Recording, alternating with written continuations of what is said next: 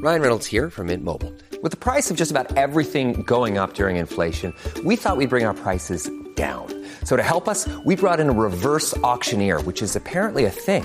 Mint Mobile Unlimited Premium Wireless. How to get 30, 30, bit to get 30, bit to get 20, 20, 20, bit to get 20, 20, bit to get 15, 15, 15, 15, just $15 a month? Sold! Give it a try at mintmobile.com/switch. $45 up front for 3 months plus taxes and fees. Promo rate for new customers for limited time. Unlimited more than 40 gigabytes per month. Slows full terms at mintmobile.com. And sometimes people think that I'm talking about being an alpha female and they get like the power 80s suits like image in their head, or like, you know, the Sex in the City, like I go after what I want and I get it. It's really nothing like that. It's about being comfortable in your own skin, knowing what you want, and knowing that if you need to fight for it or you need that drive and aggression, that it's there for you. And actually what that does is make you be able to let down and let go genuinely, rather than just be in collapse or default. You're listening to Make Some Noise podcast, episode number 500, with guest Kimberly Johnson.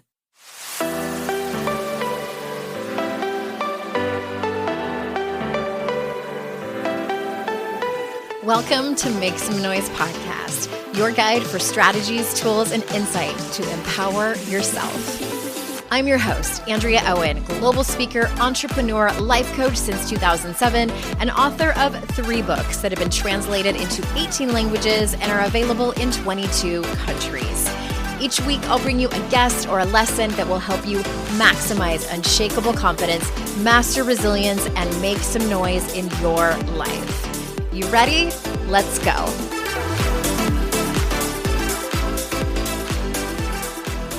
Hey everyone, welcome to another episode of the podcast. We made it. We made it to episode 500. If you would have told me that I was going to have 500 podcast episodes, back in 2013 when I started this show, I would have been very happy. I wouldn't have been surprised because I've always loved doing it. I have always loved having these amazing conversations with these experts and bringing you guests that I am not an expert in and that I wanted to bring to you. I am not feeling the best, so if my voice is a little bit weird, that is why during this intro. But I could not put off bringing you this episode. I knew that it had to go out. Kimberly is someone that I have followed on social media for a long time, and I was so happy that she said yes to coming on the show. We have a few weeks left of the women's health theme that we're on this series. And these are in no particular order. They just kind of go out whenever. So, the ones that are last, they're definitely not the least. So I'm so happy that you are sticking around with us as we get through these and into the next theme. I do want to mention, I have a new offering that I've actually been doing for a while. I've just never talked about it. It's been kind of on the DL. If you are someone who is wanting to write a nonfiction book, and you're not sure if you are going to go traditional publishing, where you need to write a book proposal, or if you're going to go self-publishing, if you need help writing your book proposal, if you need help writing your book, if you need help just asking a bunch of questions and want to pick someone's brain who knows the industry inside and out, I'm your girl. AndreaOwen.com/nonfiction, all one word. Of course, the link will be in the show notes and it's on my website. There's FAQs there of what exactly it is that I do and an application to just even jump on the phone with me for 20 minutes to see if we're a good fit, to see if I can maybe do the things that you are hoping to get some help with. All right, let us move on to the show today. For those of you that don't know Kimberly, never heard of her before, let me tell you a little bit about her. Kimberly is a sexological bodyworker, a somatic experiencing trauma resolution practitioner, a postpartum advocate, birth doula, and single mom. She is the author of early morning classic, The Fourth Trimester, Feminist Trauma, Call of the Wild, and the recent Reckoning co-authored with Stephen Jenkinson. She is the creator of Activate Your Inner Jaguar and host of Sex, Birth, Trauma podcast. So without further ado, here is Kimberly. Kimberly, thank you so much for being here. Thanks for having me. I'm excited to talk to you. Before we started recording, I was telling you that I wanted to have you on for so long, and it just feels like the right time. This theme right now I'm having on my podcast is all around self-care And I really feel like your work embodies that for women, but it's very specific. And so I want to start with, can we talk about somatic experiencing? And I think it's a term that many people listening have heard many times before and maybe aren't totally clear what that actually is. So can we start there, and you can tell us like what that actually is, and if there's any tools that women could use to start that process for themselves? So somatic experiencing is a trademarked kind of therapy, I guess is the easiest way to describe it. It was created by Peter Levine in the 70s, studying people who were having panic attacks. The client that he first kind of put a lot of the pieces together with was having panic attacks. And she was in grad school at Berkeley, and a psychiatrist sent her to him, and he started taking her into a state of relaxation. And as he did, she started having hyperventilation and started to have a panic attack right then. And so he got really flustered, and he had a vision of a tiger jumping out of the wall. And so just intuitively, he said, okay, there's a tiger coming after you, run. And so her body started making running movements, and she would go through waves of movement and then settling and then movement and then settling. And at the end of her session, they both knew that something had happened, but they weren't totally sure what had happened.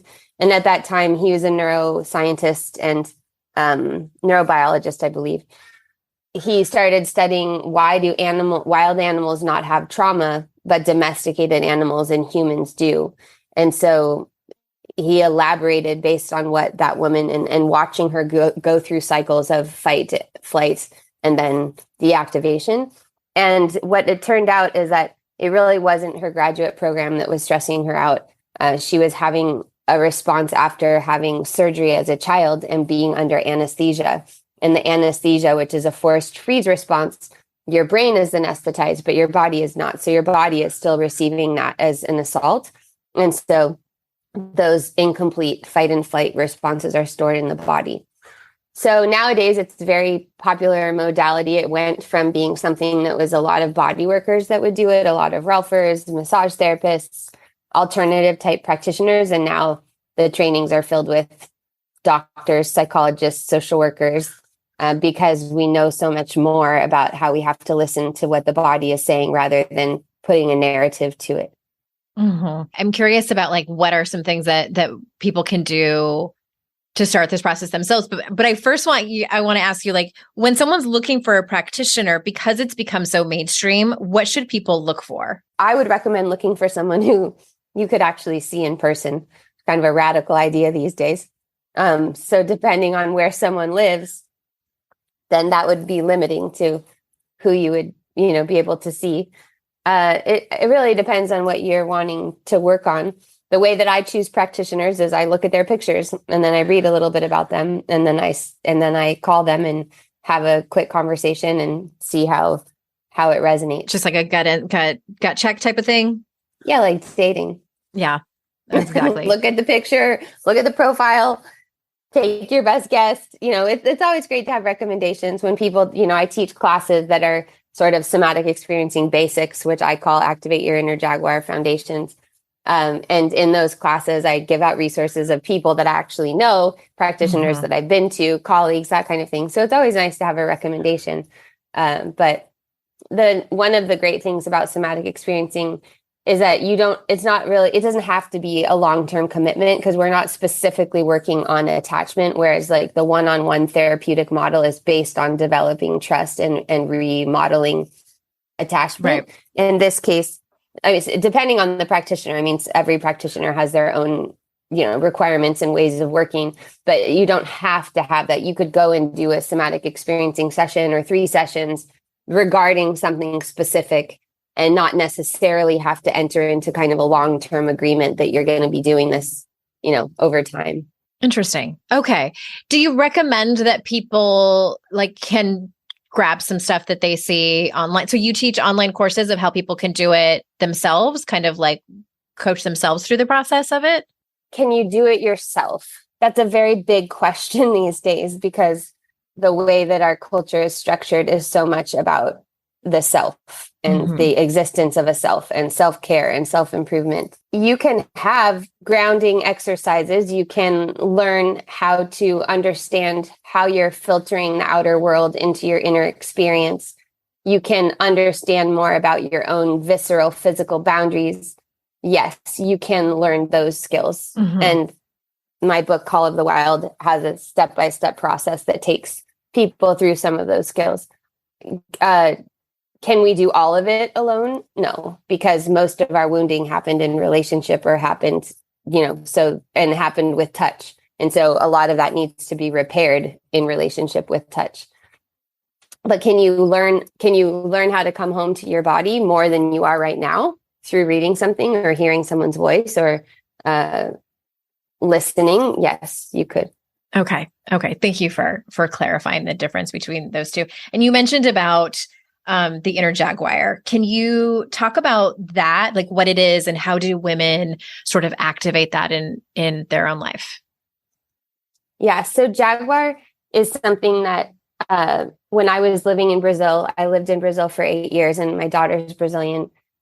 I was going to a somatic experiencing practitioner, and there's a point in my path when I just realized I couldn't go any farther with what I was trying to work on with women. And I realized it was sort of unconscious. Like I was just like, wow, I've really only ever had women therapists. I wonder why that is. And so I thought, it's kind of scary for me to think about being in therapy with a male practitioner. So maybe I need to do that. And I found a man who was really, I've been sexually assaulted before, and I felt like maybe that was at the root of some of what I was experiencing, which was really just, again, happening on a very subtle level. I had been married, I'd had relationships, but there was something that felt like it still needed to move. So I found a practitioner who had the stature of my perpetrator, who was a dancer, a yoga teacher, but also a martial artist, and someone that could physically intimidate me if he wanted to. Was that by coincidence or was that by design? No, like, did you kind of seek that out? I chose it. Okay, yeah, interesting. I chose it. Yeah. I waited a long time till I found someone that I thought could meet me where I wanted to be met. So I was working with him. My first session, I went in and I just said, I need to work on limits and boundaries with men. And then I just cried the rest of the session. And I had no idea why I was crying or what I was crying about. And then subsequent sessions, like one time he had a broomstick and he was kind of chasing me slowly around an office and letting me get around, get by, confront, hold my ground. And so we were working progressively. And then one day I went in and my daughter was about 5 at the time. And a friend of mine had told me, your daughter's becoming authoritarian and she's going to be a nightmare if you don't get a hold on this, which is like every mother's worst nightmare to hear. But it was a really good friend of mine who I trusted. And I was like, wow, okay, if she's telling me this, she's willing to sacrifice our friendship for to tell me this, to give me this. I better look at it. So I went to him and I said to him, I'm a single mom and I'm so exhausted and I'm so tired of having to be like the unconditional love and the boundaries at the same time. And he just looked at me and said, do you know where I'm from? And I said, no. He said, did you know I'm from the Amazon? And I said, oh, no, I didn't. And he said, você uma onça, you're a jaguar. Look at you. Look at your golden skin and your spots, because I have like red hair and freckles. And he said, it's the mother that teaches the cubs to hunt. It's the female that teaches the cubs to hunt. And in that moment, he just fractured this thing that I had that like, oh, I'm just so tired about, being fierce and having boundaries. It was like, no, this is animalistic. Like this is part of our animal body. And so he told me, go home and watch Jaguar videos and watch the Jaguars playing with their cubs and do that with your daughter. And so I learned a lot about right authority and about being an alpha and about showing, like I had unconsciously had this idea that parenting should somehow be democratic. And especially because it was only me and her, when she would have a preference, I would just go along with the preference. But I didn't realize what that was creating over time.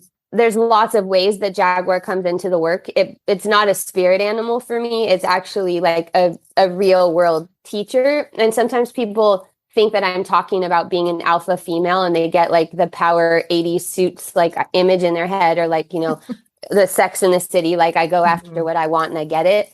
It's really nothing like that. It's about being comfortable in your own skin, knowing what you want, and knowing that if you need to fight for it or you need that drive and aggression, that it's there for you.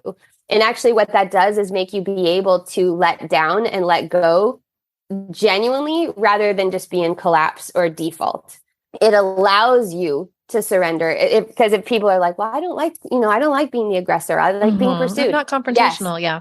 But it allows you to be actually relaxed and pursued rather than that's the only mode you know. And you really can't speak up for yourself, or you end up going along with things sexually or otherwise that you're really not into just to get it over with, because it's easier to do that than to enter into conflict.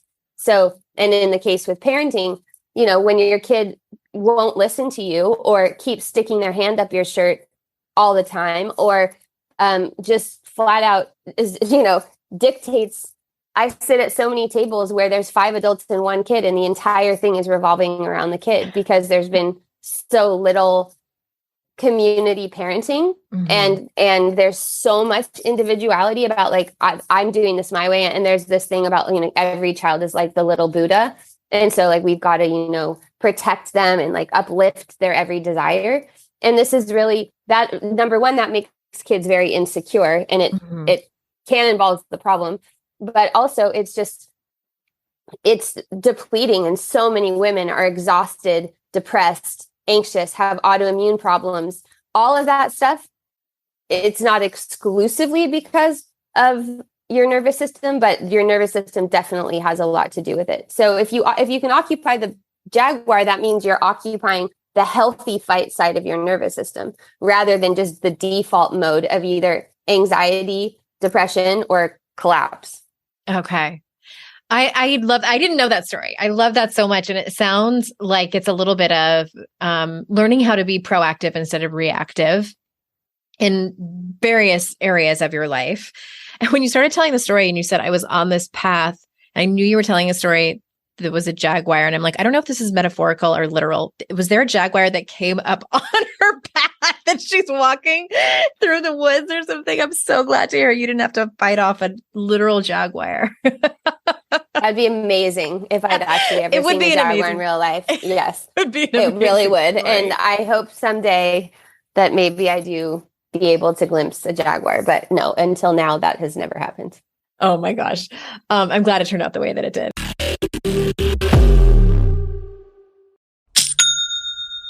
Shopify's already taken the cash register online, helping millions sell billions around the world. But did you know that Shopify can do the same thing at your retail store? Give your point of sale system a serious upgrade with Shopify. With Shopify, you get a powerhouse selling partner that effortlessly unites your in-person and online sales into one source of truth. Track every sale across your business in one place and know exactly what's in stock. Connect with customers inline and online. Shopify helps you drive store traffic with plug-and-play tools built for marketing campaigns from TikTok to Instagram and beyond. Get hardware that fits your business. Take payments by smartphone, transform your tablet into a point of sale system, or use Shopify's POS Go mobile device for a battle-tested solution.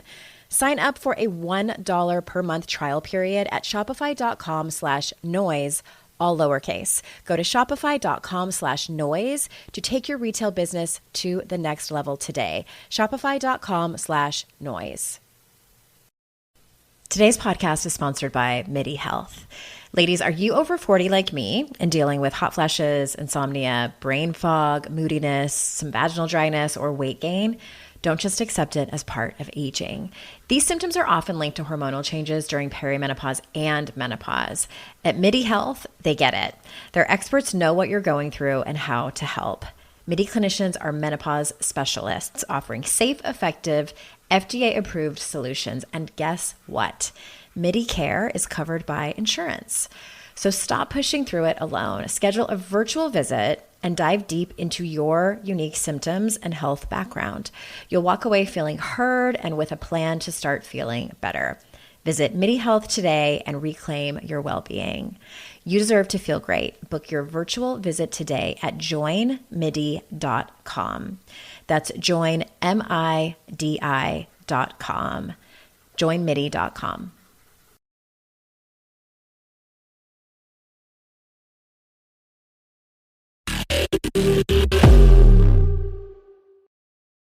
Sort of switching gears, can you talk to us about what is sexological bodywork? And did I say that word right? I don't know if that's even a word that I have read out loud.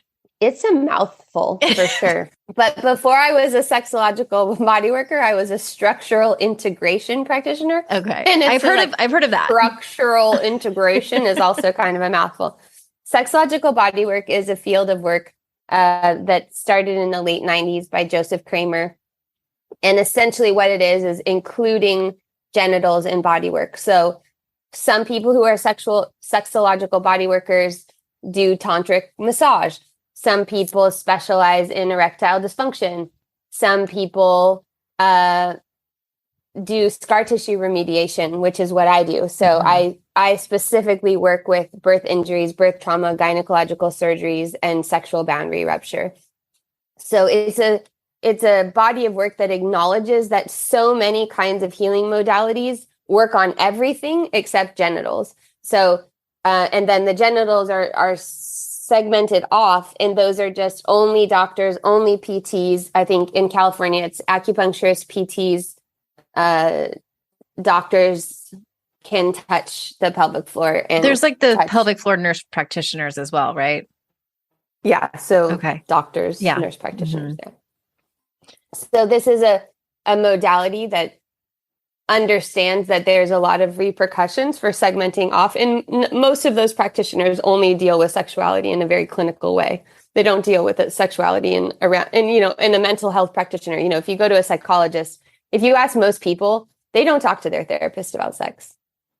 Very unusual. It's not my favorite, but I actually am finally, after 29 years of therapy, talking to, and specifically hired a sex therapist to talk about sex, because I've put it off for this long. I'm 47. Right. It's long overdue. But I mean, it just goes to show that we see that as something that's very separate from every other part of ourselves, because not only do we segment it off, but the professions also segment it off. And you had to hire a specific therapist to talk about sexuality. So that just shows you that that's how ingrained it is, that like what's happening in our mind and our intellect and our psyche is somehow separate from what's happening in our erotic selves. It's really interesting. I have two teenagers now. My daughter just turned 13 and my son is 15. And talking about sex with them, as progressive as I think I am, and as committed as I am to parent my children, especially around the topic of sex, differently than how I was parented, it still brings up my stuff. Like it's just, especially when they come with the question, or I can't even remember what it was that I was talking about my daughter. Oh, she asked me about strip clubs. I don't even know how it came up. And she was like, have you been to one? Like, she was surprised. And I was like, yeah, they can be a lot of fun. My second thought was like, I cannot even imagine having that conversation with my mother. It almost feels like I'm having an out of body experience. And the reason I bring that up is because it's interesting, even like while I'm having the conversation with them or afterwards, and I'm like sweating, like I still have like a somatic response, even just talking about it. So the strip club conversation made you sweat? Not that one in particular, but it was interesting how like I didn't pause even before I answered. Like, of course I'm going to like tell her the truth, but I definitely have some kind of like, it's a little bit of an out of body experience. That's the only way I can describe it, where it's like, what is this actually happening? Like, it's exciting. And in a way, I think it's healing my own stuff as a teenager when there was so much shame around that. And we just didn't talk about it at all. I just learned through experience. Lots and lots of people ask me about this, about how to talk to their kids about sex. And I don't really have a lot of material out there about it. I have a 15-year-old daughter. It's just so interesting because I feel like, the statistics are that less kids are having sex early, like kids are having sex later and less kids are having sex.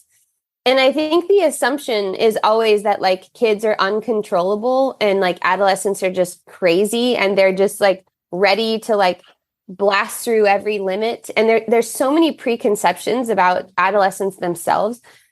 And in my experience, it's like, I think it's because most of us have a distorted idea of what innocence is, and that great sex usually includes innocence in the sense that you're very present to the moment and you're not just performing or acting out a bunch of stereotypes and like things that you've been fed.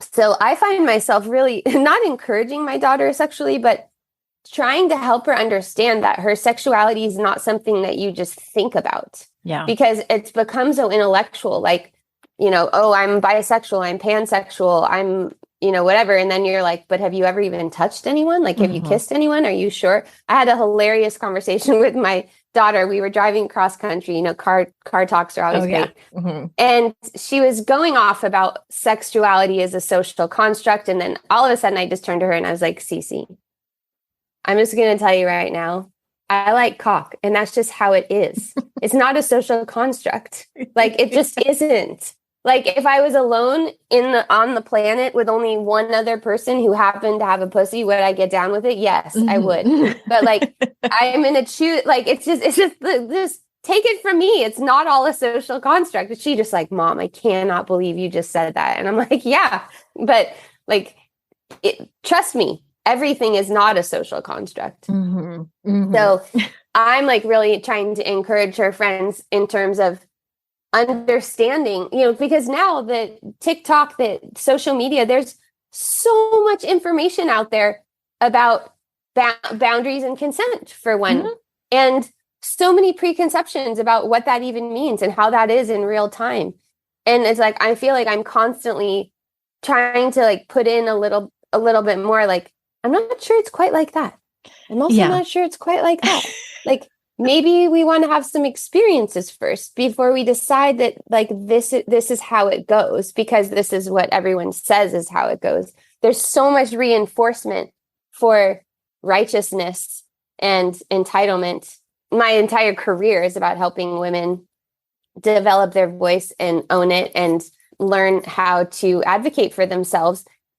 And usually the people they interact with change as a result of that. Because when people come to me, they always are like, well, can you talk to my husband? Can you talk to my partner? And I'm like, I could. And if we do this work together, usually those things change because you understand now what you want.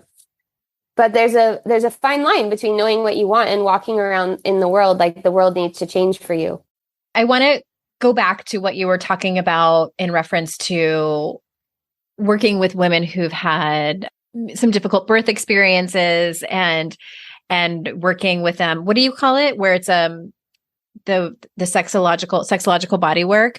I have a couple of friends who had HPV, who had biopsies, who were the quote unquote failure to progress during childbirth and labor. And both of them had experiences where the nurse was massaging the scar tissue on their cervix and helped a lot. And I just thought that was so interesting. And I'm like, I've never had a biopsy. And I have my own birth stuff. I had a breech position with my first baby and I had a VBAC, which was, to make a long and short of it, was a fight with the hospital. And anyway, so I understand. I think that's originally how I found you, because of the birth world. And I love just all of that. And so can you, like, what is a typical kind of scenario or story that women come to you with when it comes to like either birth trauma, whether it was physical or, you know, they had a healthy birth and baby, but it was a scary situation. Like, what does that look like? Or maybe like a couple of different scenarios. Yeah, there's a lot of different ones, but I would say really typical is just I'm having painful sex ever since I had a baby and I don't know why. And it could be that they had a C-section and they're like, I'm still having painful vaginal sex and I don't understand how if I had a cesarean delivery that my pelvic floor is hurting so bad. Some people know why, like, okay, I had an episiotomy and my body's not scarring correctly. I had an unwanted episiotomy. I delivered at 32 weeks because I was under pressure and I regret ever having done that. And now my sense of self is completely different and I don't want anything to do with my partner. I had a great third birth and I'm so elated and it was everything I wanted. And I feel completely disoriented now and I don't want my partner even near me and I don't know why. Gosh, I mean, there's just so many different scenarios, but it all circles around who I am sexually now feels completely different than who I was before. And some of it's physical pain. A lot of it is physical pain, but the physical pain scars are physical artifacts of trauma.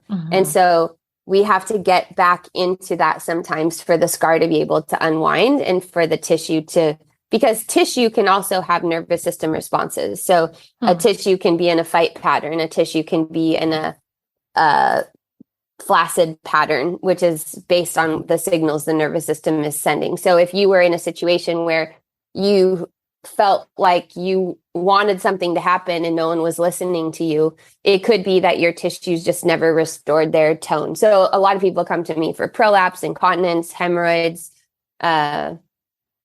any of the things that women handle after they have babies, but I'm dealing with it in the full scope. I'm not just like probing muscles and saying, oh, this muscle's turned on and this muscle's turned off. And I'm not just also doing energetic work. I'm listening as we go to what the body's saying, and I'm doing it in a step-by-step fashion based on somatic experiencing. That is so fascinating. All of that. Because yes, I checked off incontinence and hemorrhoids, which are the worst. Oh my God. They're awful. So I do vaginal and anal work. And I also, I do, for people who come to me who've never had children, it's like called vulva mapping or vagina mapping. Like I basically am helping people understand their own anatomy in real time. So we've usually now seen internet images of vulvas and erectile tissue. Most people have. Some people have never looked at themselves because that tends to be like a big barrier to actually look at your own vulva. But then beyond that, a lot of people are like, I have no idea where my cervix is. I have no idea where my G-spot is. I have no idea where, like, why do I like anal sex or why do I not want it? Or, and so I'm showing them like, here's muscular tissue. Here's your arousal tissue. Here's the shape of your G-spot. Here's where your perineal arousal tissue is.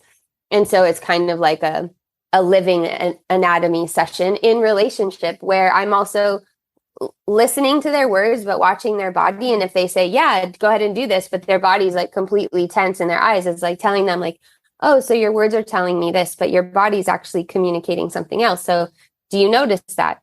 And, oh, when you do notice that, what happens? And let's just stay here for a moment. And so I basically in real time teach people how to get like a pap smear that doesn't feel terrible and learn how to communicate with their doctors and learn how to communicate with a midwife and be able to do it, because all of it, all is strong, but most women that come to me think of themselves as some kind of a feminist. In their mind, they feel empowered. In their mind, they know they deserve good healthcare. They deserve to be heard, but it's when things get intense that what's actually living, the real beliefs that are in the body come to the surface. And that can be so disheartening. And right, it's why people are so shocked when their boundaries are crossed, because in their mind knew the boundary, but their body didn't know the boundary. So I help people sync that up, specifically with the pelvis. I've personally never experienced any kind of pelvic pain during sex, but definitely like a bit of a mind fuck when, and this is what I talked to my therapist about, is going from, so I had a lot of trauma from a previous marriage where we had no children. And then I immediately got into a relationship and I'm married to him now. We've been together for 15 years, had 2 babies right away, and then got sober. I went from being this like pretty free spirited, like open with my sexuality and very trusting in that relationship, even though the relationship was shit, but being in this new relationship where I'm having sober sex. And also my identity has shifted a complete 180 to being a mother. Like this is the first person I've ever been with where we have only sober sex and I'm now a mama, not just like single fun girl. And that has been tricky to reckon with. And there's lots of stuff there. And I love what you said at the very end, because like I also, and I know a lot of people listening to this, like sort of see themselves as like somebody who doesn't take any shit from others. But then there's this stuff, because like you were saying, like the body knows and the body will tell us. There's so much there, like just sober sex itself, right? People don't realize how much disinhibiting is happening when you're drinking or using whatever you're using. And then it's the experience of so many people that it's almost like starting back at the beginning when you're not using anything. And there's so much to kind of relearn or redefine of how you even do that. And I think that's also the postpartum experience for so many people is I was this thing and I enjoyed it this way and it kind of worked. And I maybe didn't have to communicate about it very much because there was just an understanding. It's organic. And then now it's like, oh my gosh. And also a lot of us, we were programmed towards performative sex without knowing it. And then when basically postpartum makes female pleasure have to be at the center of sex. And so if your sexual identity has been pleasing, and now you have to be on the receiving end, and you also have to be the one who's doing the brake pedals, there's a lot of identity reckoning that has to be done. It's complicated. That's what I think. Yeah. It's complicated and it's a great opportunity. Like it feels like a loss, but that's partially because our culture is so youth driven and youth oriented. And there's so much richness and maturation and wholeness that can come when we realize that our sexual self also evolves, and it evolves along with so many other parts of us. That's what I had to come to realize, is that it's like a new chapter. I did a solo podcast episode where I talked about like, okay, I've in this new perspective of like, it's not my turn anymore to have that be my identity. Like it's my turn to be this person. And, growing out my gray hair has been like a whole thing of, like changing my identity and embracing like this part of life. And with it comes the sexuality of it too. I have definitely been in that place where my paycheck ran out before the next one got here. Life doesn't happen bi-weekly, so why should payday? The money you earn can be in your hands today with Earnin. Earnin is an app that gives you access to your pay as you work, up to $100 per day or up to $750 per pay period. Just download the Earnin app and verify your paycheck. Then access up to $100 a day as you work and leave an optional tip. Any money you access plus tips are automatically repaid from your next paycheck. You can use Earnin to pay for a girls' night out, a last-minute gift for a loved one, or even summer camp for the kids. Make Earnin a part of your financial routine and join Earnin's over 3.5 million customers who say things like, when I think about Earnin, I think about financial stability, security. It gives me a lot of peace of mind.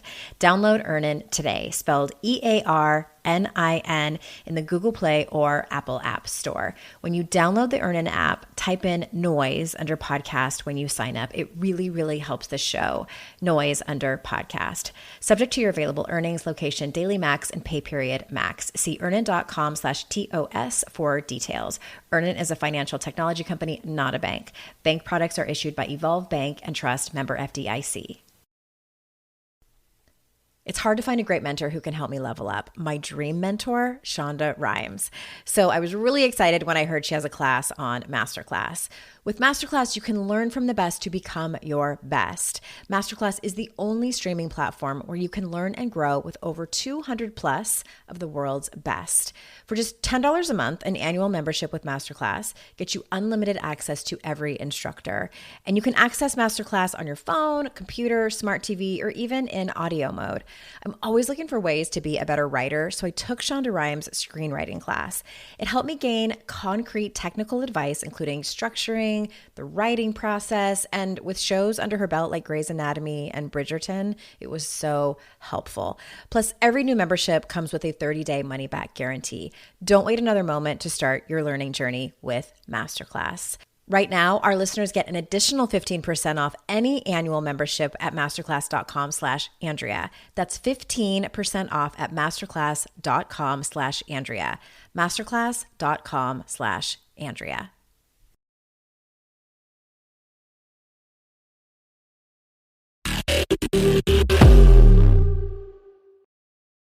But you mentioned the fourth trimester, and I don't want to let you go without asking you about that. And you talk about it in regard to motherhood. So what is that, and why is it important for not just mothers, but for women to shift their being as like a woman, like into the fourth trimester, and also mother? I wanted to kind of like distinguish between the two.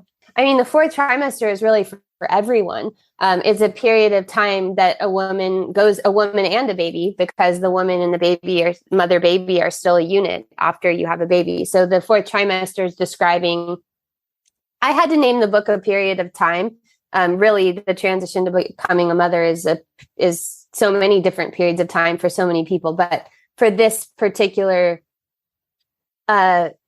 purpose, it's that the mother and baby are still as interdependent when the baby is inside the mother's body as when it's already born. And so therefore, as a culture, we should be protecting that person as much as the baby is protected in utero. So there's very specific needs that any culture that has any respect for life would honor based on how sensitive and vulnerable a woman is at that period of time, because that sensitivity and sensibility, if it's protected, actually becomes more strength and more health over time. So like in Ayurveda, they say 42 days for 42 years.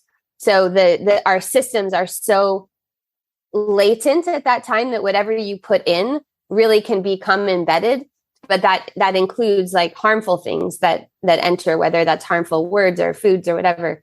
So, none of us can do this perfectly right now because it really is a community effort. Yeah. And where we're at in our culture right now is that a lot of things that in the past our neighbors or our family would do, now those are monetized careers, doula, postpartum doula, all of the things. But the book is really a call to action to understand that these are not luxuries. Being taken care of postpartum, having body work, having an extended rest period where you do not work and you barely go out of your house for at least 40 days, that most people are going to listen to this and roll their eyes at because we're so superwoman oriented that it's like, well, I don't need that. And my mom didn't do that. And, I see people out at the park with their 7-day-old babies, but this is really indigenous, meaning place-based land wisdom that in order for a culture to thrive, women and babies must be taken care of during the 4th trimester. And a lot of the work that I do, birth has become something that is, I think, in postpartum too. My book is this year is 5-year anniversary of the book. So a lot has changed since the book came out, but it's really an imperative way of restoration. And it's why I'm still passionate because, my daughter's 15 now and I'm not going to have another postpartum time of this kind. I'm perimenopausal, which is its own kind of postpartum, but it's still not with a baby. So the reason I even still care about it a lot is because what you need postpartum is also what this culture needs to move in a direction that actually honors life. To move in a direction that actually honors life. Like put that on a bumper sticker. For sure. I could talk to you all day because I have many spin-off questions from the questions that you answered, but we do need to close up. Is there anything that you may have missed or that I didn't ask you that you wanted to circle back to before we close? I would just say with the 4th trimester that most people who become interested in the 4th trimester are people who've already had a baby and then had a bad experience postpartum. And then they get interested like going towards their second baby. But I really see it like for everyone who's listening, that when you have people in your life that are having babies, that you also inform yourself, because just because you don't have one yourself, like our babies are not just our babies. Like we should have aunts and uncles and godparents and people that are in our children's lives. And this is one of the starting points, because those people who are in your sphere at that time are people who can potentially really be holding your own history and the history of your children. And you might be that person who's a holder. So because of like our nuclear family structures and our ideas about privacy, a lot of times people don't loosen some of those boundaries to get the support that they need. And it's really a time where you want to err on the side of more support rather than less support, even the things that you think you don't know if they're really that supportive. And I would also caution people to not think of this in terms of money and expense, because a lot of this doesn't have to do with, I have to hire this person and hire that person. It has to do with asking a friend that you feel really comfortable with to come stay with you for 4 days. There's things that everyone I think kind of knows now about me will deliver food to you. But in the book, there's 5 universal needs. And those 5 universal needs are extended rest, nourishing food, loving touch, presence of wise women, and spiritual companionship and contact with nature. And if you could facilitate one of those things for the person that you know that's giving birth and really turn your attention to the mother rather than the child, that is really life enhancing. Thank you for that. Now, is that from your first book? Yes. Those 5 things? Okay. And then what was the name of that one again? The fourth trimester. The fourth trimester. Okay. And the second one is called The Wild. And then the third one that just came out this year is called Reckoning. Reckoning. Okay. Yeah. And the fourth trimester book also has a card deck that goes with it, which is a really nice gift. Like if you feel like because what happens is people have baby showers and the baby gets all these clothes and, it's super cute. I mean, who doesn't love baby clothes? Give me a break. I'm like, I want baby clothes now and I don't even have a baby. Same. I walk by Target and I'm like, oh my God. Yeah. Who can I buy before I had a kid, I was like, they should sell sperm here. This is like dangerous. I'm ovulating just walking by here. But it's nice to give a mother a gift. And so there's this 4th trimester cards because the book is also an audio, so someone could listen to it. But there's also a journal that we put out, I think 2 years ago, that has really beautiful artwork and prompts. And there's a bunch of research that says that when women write about their birth experience, especially within the few days after it happens, that it tends to decrease the incidence of postpartum depression. So I guess lastly, I would also say that let's try to separate this word postpartum from postpartum depression, because those have become synonymous in our culture. People say, oh, I had postpartum, but that means they were depressed. It doesn't mean that they went through this period of time that anyone who's had a miscarriage, abortion, or a baby goes through. And that's really important, because redefining women's health in terms of mental health is very problematic. It has a long history and it's insidious, and it's happening now. I read books now by best-selling authors where their best piece of advice is take your meds. And we really don't want to pathologize postpartum. That's most institutions' best way of addressing postpartum is let's increase the mental health checklist. But these days, pandemic-wise and the way birth is going, most people who've had babies would check off for those indicators. But if we actually had those 5 needs taken care of, we wouldn't be seeing what we see in terms of what we're categorizing as women's mental health. Yeah. That's really interesting. Thank you again so much for that. And everybody, all these links will be in the show notes to Kimberly's website and all 3 of those books. And where did you want everyone to go somewhere specific? Just your website or Instagram? Yeah, either one. It's my name, KimberlyAnnJohnson.com.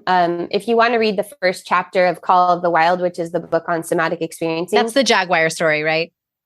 That's the Jaguar, and it's got a Jaguar on the cover. And there's more Jaguar stories in there because it's a long body of work. I've been doing it for 12 years. So that one, if you go to KimberlyAnnJohnson.com/chapter, you can get the first chapter for free. And that chapter is the most comprehensive because it's kind of where I lay out polyvagal theory in relatable terms. It kind of has like the foundation for the rest of the book. Okay. Thank you so much for that and for your time today. And everyone listening, thank you so much for your time. I'm so grateful that you choose it to spend it here with me. And remember, it's our life's journey to make ourselves better humans and our life's responsibility to make the world a better place. Bye for now. Hey, did you know there's free secret podcast episodes waiting for you that are not part of my regular podcast feed? Yes. AndreaOwen.com/free.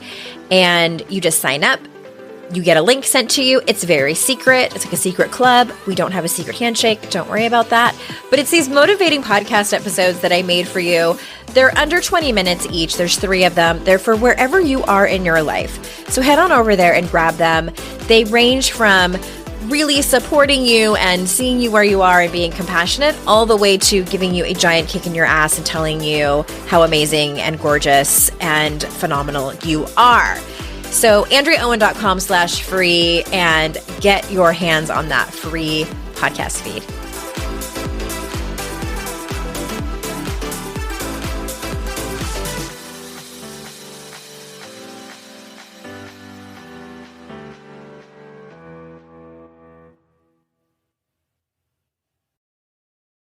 I'd like to introduce you to the Minimalist Moms podcast. It's hard enough being a mom, and the last thing you need is stress from too much stuff and an overcrowded schedule. For too long, I lived with the mindset that bigger was better, and the more I added to my life, instead of feeling better, I felt overwhelmed.